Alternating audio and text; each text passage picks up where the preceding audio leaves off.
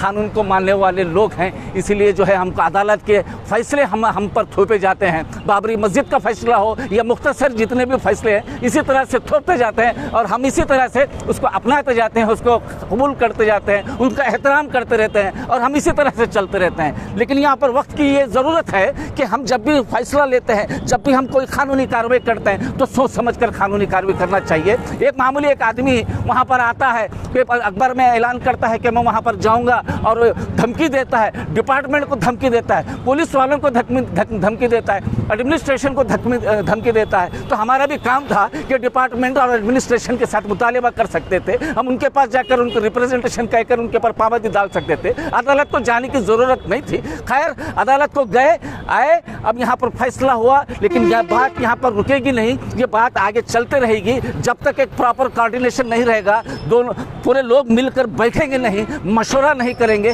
तो ये इसी तरह से हम जो है शिकस्त खाते रहेंगे।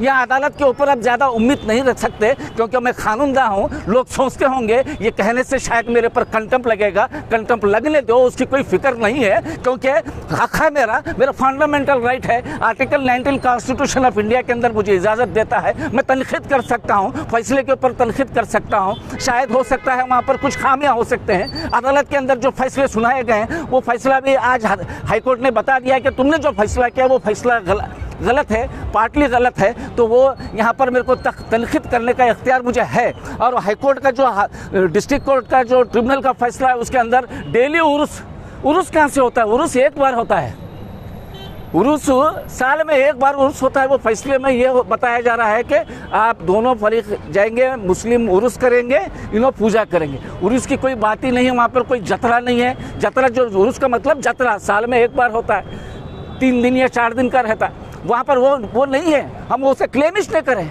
और पाबंदी कमेटी के ऊपर डाल दिए। यहाँ पर हमारे ऊपर पाबंदी डालने की ज़रूरत क्या थी? दरगाह कमेटी के ऊपर पाबंदी डालने की ज़रूरत क्या थी?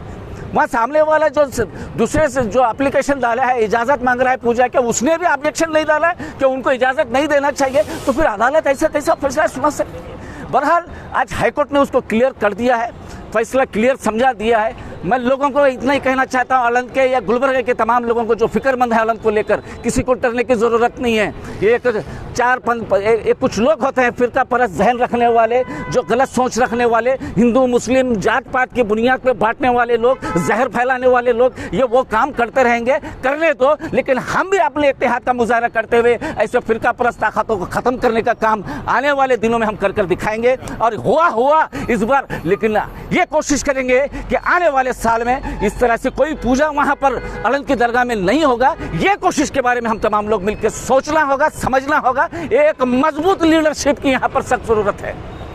ये जो मामला आया कमजोर क़यादत की वजह से वहां पर वो केस डाला गया, वो कमजोर क़यादत की वजह से वहां पर ये हालत वहां पर पैदा किए गए हैं। क्योंकि मैं तमाम चीज़ें चाहता हूं, उसके जिम्मेदार कौन कौन है, किस सिचुएशन में केस को फाइल किया गया, ये तमाम चीज़ें मुझे मालूम है। लेकिन मैं अब नहीं कहूँगा, जब भी अगर कोई उठाएगा उंगली तो मैं बराबर उसका जवाब दूंगा। तो हम सिर्फ वेट एंड वॉच कर रहे हैं। मैं किसी के जज्बात के साथ मुझे खेलना नहीं है, कौम के जज्बात के साथ मुझे खेलना नहीं है, क्योंकि कौम का जज्बात का एहसास मुझे भी है, आपको भी है, हम तमाम को है। हमको सोचना समझना होगा हिकमत से, प्लानिंग से, क्या क्या हो रहा है। हर आए दिन हम पर जुल्म किया जा रहा है, हमको दूसरे दर्जे का शहरी के तौर पे हमको देखा जा रहा है। हमको जहाँ पर ऑफिस में जाते हैं तो हमको धुतकारा जाता है, क्यों? हम मुसलमान हैं तो क्या हुआ कि हम दूसरे, ये इस मुल्क की आज़ादी के लिए क्या हमारे लोगों ने अपनी जान की कुर्बानी नहीं दी?